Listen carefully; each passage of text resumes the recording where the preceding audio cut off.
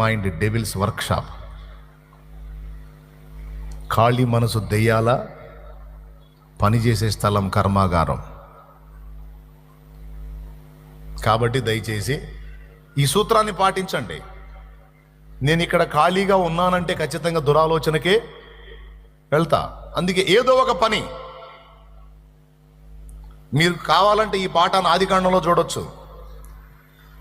సర్పం ఆదాం దగ్గరికి వచ్చింది. ఆదాం మోసపరచబడలేదంట. ఎందుకు మోసపరచబడలేదంటే ఈ సర్పం సోది వినేంత ఖాళీ లేదు ఆయనకి. పొలాన్ని సేద్యం చేసుకుంటున్నాడు, నీళ్లు కట్టుకుంటున్నాడు.